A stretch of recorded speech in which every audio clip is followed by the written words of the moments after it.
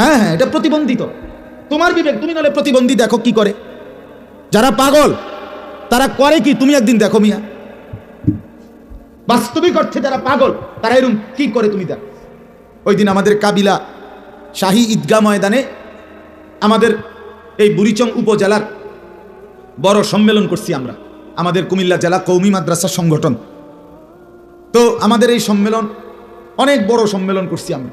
তো ওইখানে একটা লোক আমি দেখছি, এই সে মানসিক সমস্যা বাস্তবিক অর্থে, ওই চেয়ারে বসা ছিল।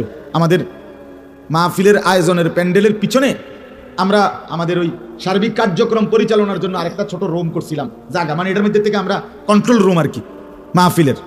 ওইখানে ফোলাটা বসে ছিল, 30 বছরের কম হবে না বয়স, 28-30 একটা চেয়ারে। ওই আয়োজক মাহফিলের আমি দেখছি অনেকবার ছেলেটার দিকে তাকাইয়া, হে কি করে, হে একবার দেখে হাসে, একবার এমন করে কি যেন বুঝায়, আবার এরকম হাত উঠায়, আবার নিজে নিজে দাঁড়ায়, আবার বসে, আবার সোফাটার একবার এই পাশে যায়, আবার একবার এই পাশে আসে। আহা, বুঝাই তো গেল সে অসুস্থ। ঠিকই না বলেন না কেন? তাহলে প্রতিবন্ধী এমন হয়, মানসিক ভারসাম্যহীন লোক এমন হয়। বাপ, তুমি বিবেক খাটাইলে এটা বুঝতা। কে তোমার এই বুদ্ধি দিল যে তোমার চুল বড় করো, আবার নিজের চুল নিজেই ফেরাও বারবার বারবার? তো এটা প্রতিবন্ধী না? তুমি এই কথাটা বুঝলা না, যেটা আমি তো বড় রাখলাম, তো আমি আবার পিছনে ফিরামু কেন? তোমার এর দূর দিমাগও কাটলো না? এত বেকুব মানুষ হয় বেটা। হ্যাঁ, নিজের মুতের গন্ধ, নিজের প্যান্টে পেশাবের গন্ধ। যেই কোনো পুরুষ প্রস্রাব করার পরে, একেবারে শক্ত সামর্থ্য পুরুষ সৃষ্টিগতভাবে পেশাব করার পরে একবারে পেশাব শেষ হয় না, এটা আপনি ডাক্তারকে জিজ্ঞাসা পারবেন। পুরুষ মানেই তার প্রস্রাব 2-4 ফোঁটা 5 ফোঁটা আবার পড়বে, দেরি হবে। এই জন্যই টয়লেট পেপার, এই জন্যই একটু অপেক্ষা করতে হয়, এরপরে পানি ব্যবহার করতে, যেন ওই যে 3-4 ফোঁটা যেটা থেকে গেল এটা টয়লেট পেপার শুষে নেয়, তাইলে সাফ হয়ে যায়। কিন্তু যেই অপদার্থ দিনের পর দিন পেশাব করে সেইটা টান দিয়ে হাঁটা শুরু করে, ওর বাকি ফোঁটাগুলো তো তার প্যান্টেই পড়ে। হাসো না ভাইয়া, হাসো না, হাসলেই তো বোঝা গেল তুমি অসুস্থ। তোমার লজ্জা শরম কম দেখেই তো হাসলাম, তোমার দিমাগ কাজ করে না দেখেই তো হাসলাম, নাহলে তো লজ্জিত হওয়া উচিত, আমার বিবেক জাগা উচিত যে হ্যাঁ ঠিকই তো। তাইলে সারাদিনে কেউ যদি 10 বার পেশাব করে, আর প্রতিবারে যদি 5 ফোঁটা করে পেশাব প্যান্টে জমা হয়, তাহলে 50 ফোঁটা। 50 ফোঁটা পেশাবের তো অনেক গন্ধ, দুর্গন্ধ। এতগুলো দুর্গন্ধ প্যান্টে থাকার পরেও এখানে প্যান্ট এখানে নাক, এত কাছাকাছি নাকে, যার নিজের নাকে নিজের প্যান্টের দুর্গন্ধ মুতের গন্ধ লাগে না, অনুভব হয় না, এ তো অসুস্থ ছাড়া আর কিছু না। এ তো মানসিক সমস্যা, এ তো প্রতিবন্ধী। প্রতিবন্ধীরা এমনই হয়, যার কাছে পেশাব পায়খানা, যার কাছে পাক না পাকের কোনো কি থাকে না, পার্থক্য থাকে না বেটা। এই জন্য সাফ বললাম বেটা, কি পড়ছো নিজের বিবেককে বলো। বাংলা অঙ্ক ইংরেজি পড়ছো, শিক্ষিত হচ্ছ, বাংলা অঙ্ক ইংরেজি আমরাও পড়ছি। কুমিল্লা ভিক্টোরিয়া কলেজ থেকে আমি মাস্টার্স পাস করছি, হ্যাঁ। সরকারি আলিয়া মাদ্রাসা থেকে কামিল পাস করছি, কওমি মাদ্রাসা থেকে দাওরায়ে হাদিস পাস করছি। ইংলিশ স্পিকিং কোর্সে 1 নাম্বার হয়েছি, এটা পড়ছি। এটা আমার বুঝান লাগবে না, আমি বুঝাইতে চাচ্ছি তোমার দিমাগ কোথায়, আকল কোথায়, বিবেক কোথায়, সাধারণ ন্যূনতম সেন্স আমার তো কাজ করা উচিত। যে কি আমি এত 6 মাসের একটা বাচ্চাও তো পেশাব করে কাইন্দা দেয়, চিৎকার শুরু করে, তার মা এসে তার হাফ প্যান্ট বদলায়, নতুন হাফ প্যান্ট পরা। হ্যাঁ, পেশাবের দুর্গন্ধ থেকে বাঁচার জন্য, পেশাব থেকে বাঁচার জন্য কত অত্যাধুনিক প্যাম্পার্স এখন বাচ্চাদেরকে পড়ানো হয় না? তো এটা এর দূর দিমাগ নাই যে প্রস্রাব করে পানি নেয় না, তো সরাসরি কুত্তার স্বভাব, এ তো কুত্তার স্বভাব, এ তো হাইওয়ান জন্তু জানোয়ারের স্বভাব, এ তো সুস্থ কোনো মানুষের স্বভাব হইতে পারে না। এই জন্য বললাম আমি, বিবেক দরকার, অনুভূতি দরকার, দিমাগ দরকার। তো যাই হোক, আমার কথা থেকে চলে গেছে। মূল উদ্দেশ্য ছিল একটা কথা বলতে চাইছিলাম, যে ব্যক্তির ওজনের কারণে কথার ওজন বাড়ে। মনে আছে নি এই কথাটা? তো নবীজি সাল্লাল্লাহু আলাইহি সাল্লাম ওই যুদ্ধে, মুতার যুদ্ধে 3000 সাহাবী নিয়ে খ্রিস্টান বাহিনীর বিরুদ্ধে যুদ্ধের জন্য পাঠাইছেন। মুতা একটা জায়গার নাম, ওইখানে গিয়ে সাহাবায়ে কেরাম যুদ্ধ করছে। তো ওই যুদ্ধে নবীজি সাল্লাল্লাহু আলাইহি সাল্লাম তার পুরা 23 বছরের জীবনে এই একটাই যুদ্ধ, যে যুদ্ধে নবীজি সেনাপতি বানাইছিলেন 3 জন পরপর। স্বাভাবিকভাবে যুদ্ধের প্রধান সেনাপতি হয় একজন, কিন্তু ওই যুদ্ধে নবীজি সেনাপতি বানাইছেন 3 জন। বলছে প্রথম সেনাপতির নাম রাসূলুল্লাহ সাল্লাল্লাহু আলাইহি ওয়াসাল্লামের পালক পুত্র যায়েদ ইবনে হারেসা। বলছে সে যদি শহীদ হয় তাহলে দ্বিতীয় সেনাপতি হবে নবীজির চাচাতো ভাই জাফর ইবনে আবি তালেব। জাফর যদি সে শহীদ হয় তাহলে তৃতীয় সেনাপতি হবে আব্দুল্লাহ ইবনে রাওয়াহা রাদিয়াল্লাহু তাআলা আনহু।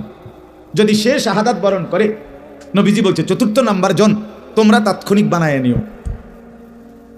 তা 3000 সাহাবী বুঝে ফেলছে, সবাই বুঝছে মদিনার এই 3 জন আর ফিরবে না। কথা বুঝেন নাই? এই 3 জন আর ফিরবে না, কারণ নয়তো এই কথা তিনি বলতেন না।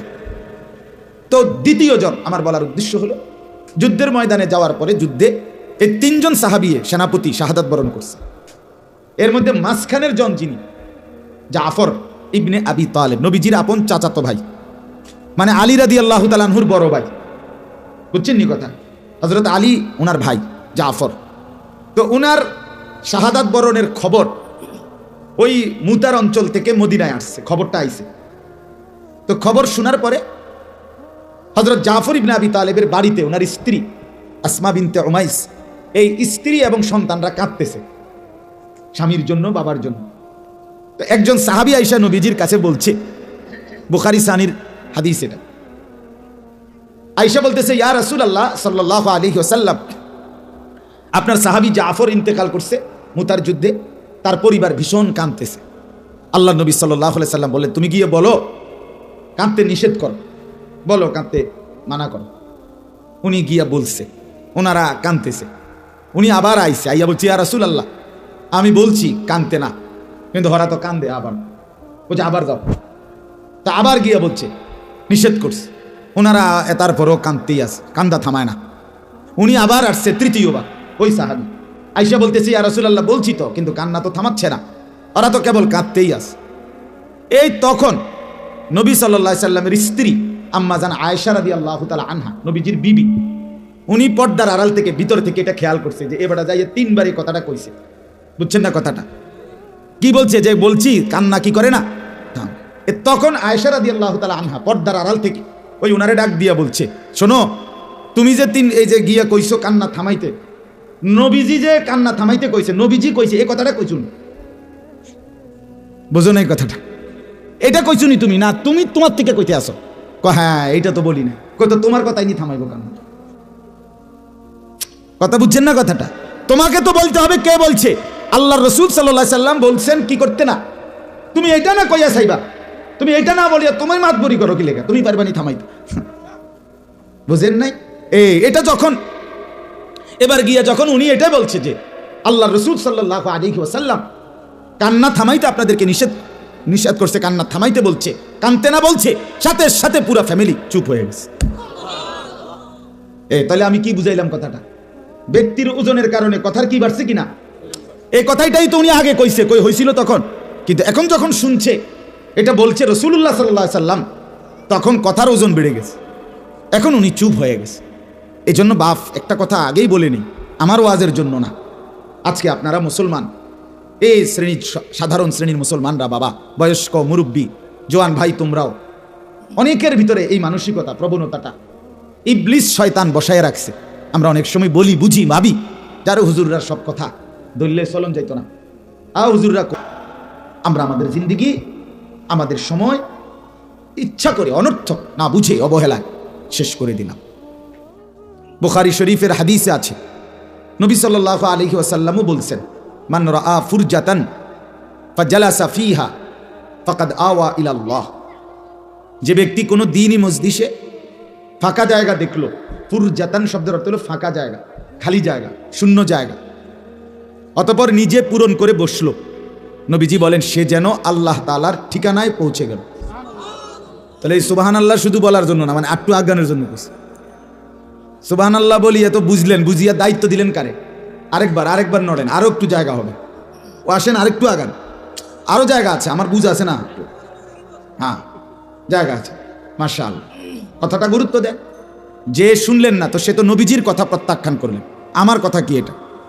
একজন আলেমের জবান ব্যবহার হয়, কিন্তু কথা তো কার? আল্লাহর এবং রসুলের। যেমন মসজিদের মুয়াজ্জিন, তিনি আজান দেয়, তো মূলত তো মুয়াজ্জিনে আজান দেন, সে শুধু জবান ব্যবহার হয়, কিন্তু ডাকে মূলত আল্লাহ পাক নিজে, আহ্বান আল্লাহর। এজন্য কোরআন শরীফে আছে ইজা নুদিয়া লিসসালাহ, যখন তোমাদেরকে ডাকা হয় নামাজের জন্য, ডাকা হয় কর্মবাচ্য, অর্থাৎ আল্লাহর পক্ষ থেকে ডাকা হয়। লোকটা আল্লাহ বলছেন যে আমি ব্যবহার করছি তাকে মুয়াজ্জিন, কিন্তু আহ্বানটা মুয়াজ্জিনের না। মুয়াজ্জিন ডাকতেছে আপনাকে নামাজের জন্য, না না, আল্লাহ ডাকতেছে। কথা বলেন না, কে ডাকছে? এটা কিন্তু গুরুত্বপূর্ণ, এটা বুঝের ব্যাপার। ব্যক্তির হিসাবে তার দামও নির্ধারণ হয়, মানুষ আগে বুঝা লয় যে কে কইছে কথাটা। কথা বুঝছেন না? মেম্বরে কইলে যে দূর ওজন, চেয়ারম্যান কইলে একটু বেশি ওজন, এমপি সাহেব বললে একটু বেশি ওজন। ব্যক্তির অবস্থার আলোকে কথার ওজনও কি বাড়ে, কথার ওজনও বাড়ে। আপনি যখন বুঝলেন যে আল্লাহ ডাকছে, তো প্রকৃত মোমেন যে, তার কাছে এই কথার দাম অনেক বেড়ে যাবে, সত্যিকার অর্থে যদি মোমেন। আমি একটা ছোট্ট উদাহরণ শুনাই তো বুঝবেন। বুখারী শরীফের 2য় খণ্ডে আছে, আমি নিজেই হাদিস পড়াইছি ছাত্রদেরকে। মুতার যুদ্ধে, নবীজির জামানার একটা যুদ্ধ, যেই যুদ্ধে আল্লাহ নবী সাল্লাল্লাহু আলাইহি ওয়াসাল্লাম খ্রিস্টান বাহিনীর বিরুদ্ধে যুদ্ধ করার জন্য 3000 সাহাবী পাঠাইছিলেন। নবীজি নিজে যান নাই, যুদ্ধের কাফেলা পাঠাইছেন। স্বেচ্ছাসেবক ভাই, তোমরা তো বাহিরের আওয়াজ কমাও, বাহিরে বাচ্চাদেরকে সরাও এখান থেকে। তো আরেকটা ছোট্ট অনুরোধ ফাঁকি দিয়া, আমার ভাই এই হাতে ধরা যাদের মোবাইল, দয়া করে এটা নামায় ফেলেন, মোবাইলটা আলগি দিয়েন, ভালো হবে, আপনার ভালো হবে। 1 ঘন্টা করে হিসাব করা, আপনি আমার দিকে তাকান, তাকাইয়া শোনেন, নিশ্চিত আমি বললাম আপনার উপকার হবে, আপনার ভালো হবে।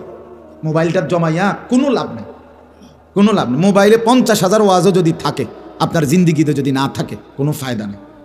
হাসরের ময়দানে ফেরেশতা মোবাইল জমা নিবে না, আমল নামা জমা নিবে। কথা বুঝেন নাই? এটা জরুরি বাফ।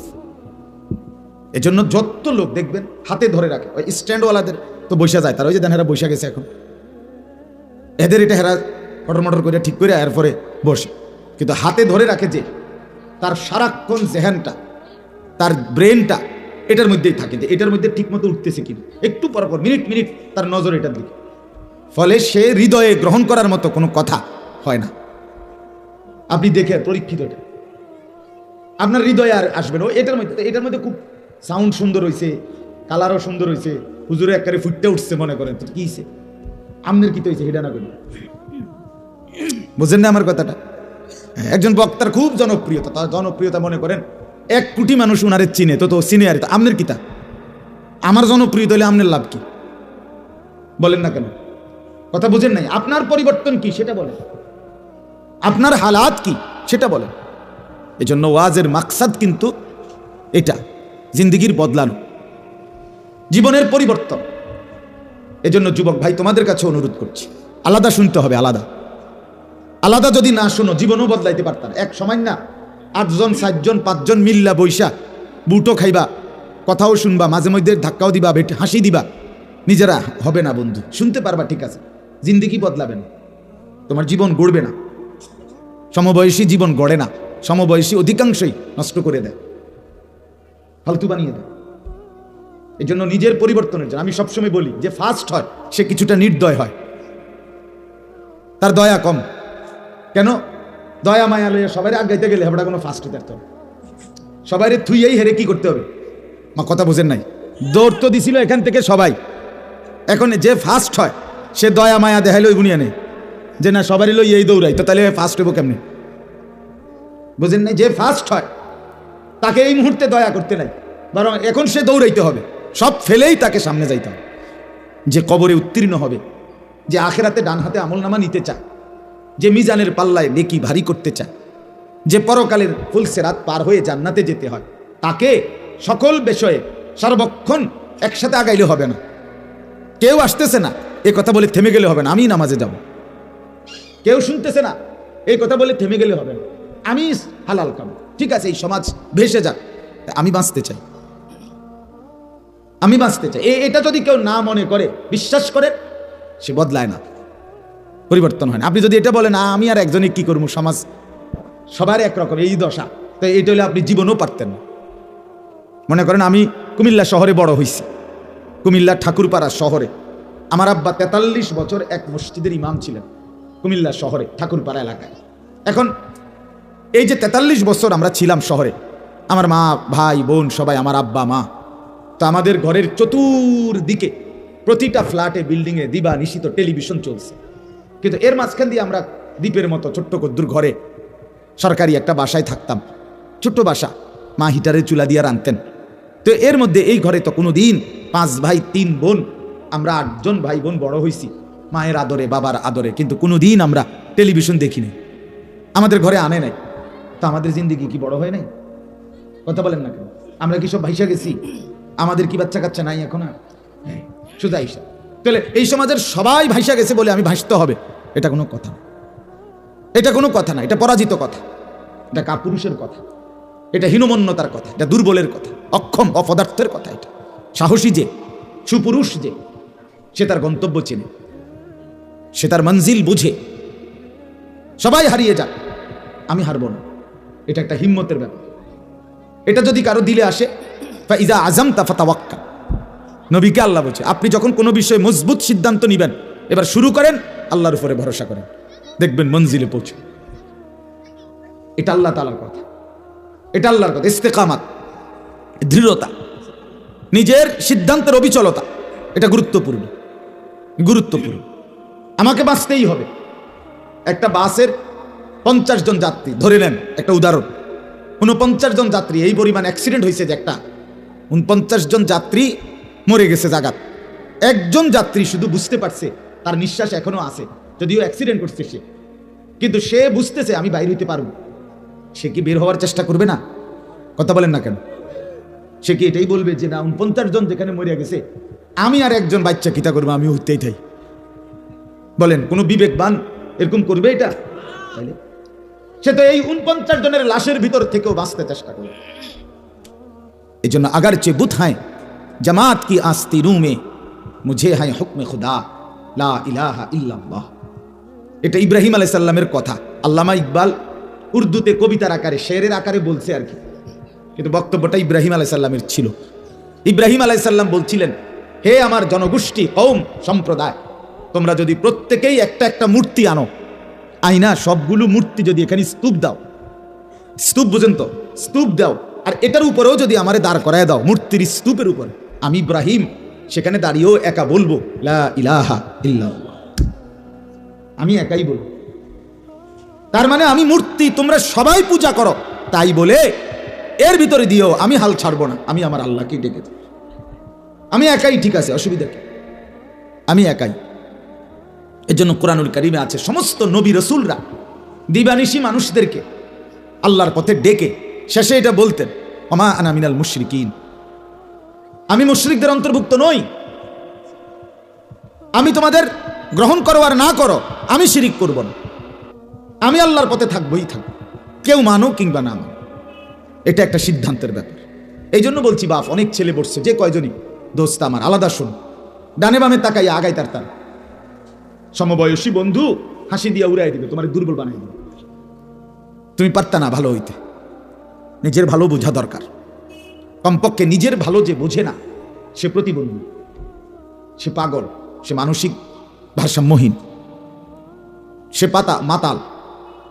নিজের ভালো যে বোঝে, নিজের ডান বাম, করণীয় বর্জনীয়, উচিত অনুচিত, এটাই যে বোঝে না, নিজে নিজে হাসতেছে, বন্ধুদের সাথে আড্ডা দিতেছে, খাইতেছে, মোবাইল টিপতেছে, তো টিপতেছেই, 6 ঘন্টা 9 ঘন্টা হয়ে গেছে, আড্ডাও শেষ হয় না, মোবাইল টিপাও শেষ হয় না, মুতে ধরছে জাগাত দাঁড়াইয়া ফেসাব করে দিছে, কিসের পানি কিসের ঢিলাকুলুক, হ্যাঁ, যে কোনো মেয়ে যাইতেছে, কার মেয়ে কার আত্মীয়, কোনো কিছুর দরকার নাই, টিটকারি মারতেছে, হাসতেছে, দেখা মজার ফালতু কথা বলতেছে, মানে এক ধরনের চুল নিজেই বড় করে রাখছে, আবার নিজেই চুল ফিরাইতেছে, নিজেই আবার মোবাইল ছবি তুলে হাসে, কাইত হয়, উত হয়, এ তো সম্পূর্ণ পাগল, তার সিরা কয় এরকম কত কথাই কয়, মাইক ফাইলি কি আর কে কম কয়নি, কইতো লাগলি কি আর কোনটা সারেনি, হুজুরদের সব কথা ধরলে কি আর চলন যাইবনি।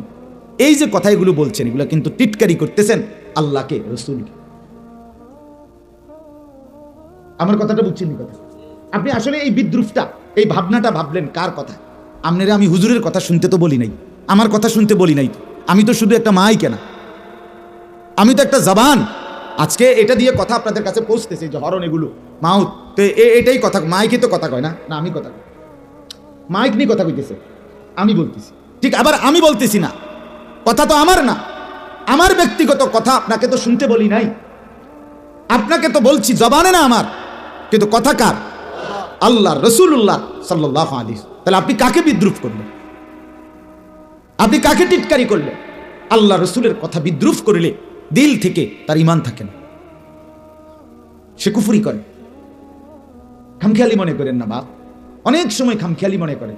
ইমাম সাহেব বয়ান করে জুমার নামাজে, আমনে বইয়া বইয়া জিমান এরকম করেন, আপনি জুরান, আপনি একটা বাপ যে ইতান আমার লাগে না, আমার পুত বিদেশ, আমার বাইক বিল্ডিং উঠতে লাইছে, আমায় খাইয়া দাইয়া ভালো আছে, আমার অসুবিধা কি? ইতান হুজুর বিজারার বিপদ আপদ আছে, হুজুরের ওয়াজ হেদারা হুনুক, আমার কি? মানে কি বুঝাইতে চাইলেন? ভাত মাছ চাল ডাল, একটা দালান, একটা বিল্ডিং, এই সোফা খাট পালং ইট বালু টাইলস, এতটুকুই জীবনের সফলতা? কথা বলেন না বাপ, যুবক ভাই বলো, এটাই সফলতা? একটা 10,000 টাকা দামের বড় মোবাইল আছে, আর কেউ তোমাকে কিছু বলে না, বাবাও তোমারে সাহস করে না, আপন মাও বলে না, পাড়া পড়শি কেউ কিছু বলে না, তুমি মন মতো খাচ্ছ, ঘুমাচ্ছ, সারা রাত উলঙ্গ ছবি দেখতেছ, নর্তকীর নাচ, জিনা, ব্যভিচারের দৃশ্য দেখতেছ, যা মন চায় তাই করতেছ, এটা সফলতা না, এটা তো পরাজয়, এটা বরবাদি। এখানে যদি এই জায়গাটার মধ্যে যদি আগুন জ্বলে, আগুন লাগছে মনে করেন, আগুন জ্বলতেছে, এখানে দাঁড়ায় এই ছেলেটা, বাবা তুমি দাঁড়াও, দাঁড়াও বাবা দাঁড়াও, এই যে ছোট বাচ্চাটা এখন আমাদের সবার সামনে, সে 1 পা 2 পা করে করে ওইদিকে যাইতেছে, এখন আমরা সবাই তাকাইয়া রইলাম, কেউ তাকে কিছু বললাম না, এটা তো তার জন্য কল্যাণ, ঠিক না? তার বাবাও দেখতেছে, তার মাও দেখতেছে, তার দেশের তার মুরব্বীরা, সমাজের সর্দার মাতব্বররা, এতটি মানুষ মিললে আমরা চাইয়া রইলাম, পোলাটা ওইদিকে যাইতেছে 1 কদম 2 কদম করে, আমরা সবাই তো কেউ কিছু না বলা, এটা তার জন্য অনেক সুখের বিষয় না? এটা বুঝে, এটা তো সে তো প্রতি কদম যাচ্ছে মানে আগুনের দিকে যাচ্ছে, তাকে যদি এই মুহূর্তে কেউ না ফিরায়, তাকে যদি কেউ, সে যদি ফিরতে নাও চায়, তারে 2টা থাপ্পড় দিয়ে হলেও ফিরাইতে হবে, ফিরাইতে হবে কিনা বলেন? তারে পিঠে থাপ্পড় দিতে হবে, তারে ধমক দিতে হবে, তাইলেও তারে ফিরাইতে হবে, নাইলে তো সে প্রতি কদম সামনে যাচ্ছে, প্রতি মিনিট, বসো এবার বাবা বসো, প্রতি মিনিট আগাচ্ছে, সে তো আগুনের দিকে যাচ্ছে। দোস্ত আমার, বন্ধু আমার, এই বন্ধুর কথা মনে রাখো। আমি বললাম ভাইয়া, আমি আমার দরদের সবটুকু দিয়ে বলি কথা, চেষ্টা করি বুঝাইতে, তোমারে কেউ কিছু বলে না, তুমি মনে করো তুমি সফল না দোস্ত, তোমার বড় মুসিবত, তোমার বড় বিপদ। যখন দেখো কেউ কিছু বলে না তোমারে, আহা মা বাপ, তোমার এই বিকৃত চুল, তোমার এই অসভ্য জিন্দিগি, তোমার কথাবার্তার এই ঘাটতারামি, তোমার এই নোংরামির কারণে মা তোমারে আতঙ্কিত, বাপ তোমার আতঙ্কিত, তোমারে বলতে সাহস পায় না, মনে রাখো তুমি প্রতি কদম উলঙ্গ ছবি দেখছো, নাচ গান জিনা ব্যভিচার, 1 ওয়াক্ত নামাজের সেজদা তোমার কপালে নাই, খোদার কসম তুমি প্রতি কদম সামনে বাড়ছো, প্রতি মিনিট তুমি জাহান্নামের দিকেই যাচ্ছ। তুমি চালাক না, তুমি বেউকুফ, তুমি বুদ্ধিমান না, তুমি বুদ্ধিমান না। কেউ আগলায় না রাখলে জীবনে কোনোদিন সফল হয় না, কেউ না, কেউ না, লাগাম ছাড়া কেউ কোনোদিন জীবনে সফল হয় না। দুনিয়ার লাইনে হোক, দুনিয়ার একজন সিএনজি ড্রাইভার যে গাড়ি চালায়, তাকে জিজ্ঞাসা করেন, সে যখন প্রথম যে উস্তাদের কাছে গাড়ি চালানি শিখছে, সে তার বহু থাপ্পড় চটকনা কি করছে খাইছে। আপনি জিগান যে সেলুনের দোকানে চুল কাটে নাফিত, তারে জিগান। আমার এক নাফিত একদিন কইছে, হুজুর আমি যার কাছ থেকে কি শিখছি, এসে চুল কাটার কাজ শিখছি, উনি আমার বহুদিন খুর দিয়া আমার আঙ্গুলের মধ্যে ফোঁস দিয়া লাইছে, ভুল করছি, আরে যখনই ভুল করছি আমি অনেকবার ব্যান্ডিজ করতে হয়েছে, এরপরে শিখছি। কথা বুঝছেন কিনা? খামখেয়ালি মিয়া। আজকে মা বাপ আপনারা হাল ছেড়ে দিচ্ছেন, আহা আপনাদের ছেলেদের পতন, ধ্বংস, বরবাদি নিজ চোখে আপনারা হাসতে হাসতে দেখতেছেন। আপনাদের ছেলের চুলের সাথে নিজের বাবার বংশের, দাদার ঐতিহ্যের, পূর্বপুরুষের, আল্লাহর রসুলের, কোরআনের হাদিসের কিচ্ছুর সাথে কোনো মিল নাই। সবাই তাকায় তাকায় দেখতেছে পতন, নদীটা ভেঙে যাচ্ছে, রাস্তাটা ভেঙে যাচ্ছে, ভবনটা ধসে পড়ছে, সবাই তাকায় হাসতেছে আর ভিডিও করতেছে। বাহ, এই অসভ্যতা কোথায় গিয়ে থামবে বাপ? এই নোংরামি কোথায় গিয়ে থামবে? আমি নিজে দেখছি একদিন গৌরীপুর স্টেশনে একটা পুরাতন বাস আগুন লাগিয়ে দিছে, মনে কেন জানি কেমনি কি দিছে, আগুন লাগছে, আগুনে জ্বলতেছে বাস। বিশ্বাস করে না হইলেও 200-400 মানুষ চারদিকে দাঁড়ায়, প্রত্যেকের মোবাইল ছবি তুলতেছে, লাইভ করতেছে। বাসটা পুড়ে যাচ্ছে। কিছুদিন আগে আপনার আরিচা ফেরিঘাটে ফেরি ডুবে গেছে, 9টা গাড়ি সহ ফেরি ডুবে গেছে। আমি নিজে এই খবরটা দেখছি। পরের 2 দিনের মাথা একটা ট্রাকের ড্রাইভার, যার ট্রাকটাও ডুবে গেছে ভিতরে নদীতে, সে কাঁদতেছে আর বলতেছে, কয় আজকে 2 দিন এনে দাঁড়ায় রইলাম, সমস্ত মানুষ আইসা শুধু ছবি তুলতে ব্যস্ত, কিন্তু আমার ট্রাকটা কিভাবে উঠাবো, আমি গরিবের সম্পদ, এটা নিয়ে কারো কোনো কথা নাই, ভাবনা নেই, সবাই ছবি তুলতেছে। সে আফসোস করতেছে। আজ আমাদের হালাত কি? আমাদের ছেলে মেয়েদের দিকে তাকায় দেখেন কি করছে সারাদিন। যেটা পায়, কুত্তা, বিলাই, শুকর, মানুষ, গরু, ছাগল, হাঁস, মুরগি, জওয়ান, বুড়ো, নারী, পুরুষ, বেড়া, বেড়ি, সাদা, কালো, যা পাচ্ছে কাজ একটাই কাজ, মোবাইলে শুধু ছবি তুলতেছে। এই লক্ষ লক্ষ কোটি কোটি ছবির শেষ গন্তব্য কোথায়? এগুলো কোথায় যাবে ভাইয়া? কে দেখবে এগুলোর পরিণতি কি? এর দ্বারা দেশ গড়বে না পৃথিবী গড়বে না আখিরাত গড়বে? কথা বলেন না কেন? এই কোটি কোটি ছবির দ্বারা কি বাংলাদেশ গড়ে উঠবে না? বাংলাদেশ সমৃদ্ধ হবে না? কি নাকি দেশ গড়বে না আখিরাত গড়বে? কোনোটাই নয়। চাচা যান বলছেন কোনোটাই নয়। এই জন্য আমি অনুরোধ করছি, আমরা ভাবতে শিখি। আমি ভাবনার ফেরিওয়ালা, আমি জাগাইতে চাই, স্বপ্ন দেখাইতে চাই, পরিবর্তন চাই। ফেরিওয়ালার একটা নিয়ম আমি প্রতিদিন বলি, আমি ফেরিওয়ালার নিয়ম, ফেরিওয়ালা জানে যতবার বলে অতবার কোনো কাস্টমার আইয়ে না। কথা বোঝেন নাই? একটা ফেরিওয়ালা যে মনে করেন সে বালতি বেচতেছে, ওই যে প্লাস্টিকের বালতি বলতে তো হ্যাঁ, তো বালতি এ কথা বললেই কি কাস্টমার না? সে জানে হয়তো 30 বার বলার পরে, 50 বার বলার পরে, 2 ঘন্টা বলার পরে হয়তো একজন কাস্টমার আসতে পারে, কিন্তু সে বলা বন্ধ করেন। ঠিক কিনা বলেন? এটাকে বলে ফেরিওয়ালা বন্ধ করে না তার কথা, সে বলতেই থাকে। আমরা ওলামায়ে কেরাম ফেরিওয়ালা, আমরা বলতেই আছি, বলেই যাব আমরা। কেউ না শুনুক, কোনো অসুবিধা নাই দোস্ত। শেষ পর্যন্ত হাসরের ময়দান আমিও ভিন্ন, তোমরাও ভিন্ন। আমার হিসাব আমাকেই দিতে হবে, তোমার হিসাব তোমাকেই দিতে হবে। আলাদা। এখানে সবাই কেউ কারো কাছে ঠেকা না, কিন্তু আমরা সবাই আল্লাহর কাছে ঠেকা। আজকে আপনি আমারে পাশ কাটাইয়া যাইতে পারবেন, আমি আপনারে পাশ কাটাইয়া যাইতে পারবো, কিন্তু আখিরাত, কবর, মৃত্যু। কথা বলেন না কেন? হাসলেও মরে যাবেন যুবক, হাসলেও মরে যাবা, কাঁদলেও মরে যাবে। সুখে যে আছে সেও মরে যাবে, দুঃখে যে আসে সেও মরে যাবে। বাসর রাতও শেষ হবে, ফাঁসির রাতও শেষ হবে, শপিংও শেষ হয়, জেলখানার আবার হসপিটালের সময়ও শেষ হয়, এখানের দুঃখেরও শেষ হয়, এখানে সুখেরও শেষ হয়। কিন্তু আখিরাতে খোদার কসম, আল্লাহ কোরআনে বলছে, বান্দা একবার হাসলে আর কোনোদিন কাঁদতে হবে না, একবার কাঁদলে আর কোনোদিন হাসতে পারবে না।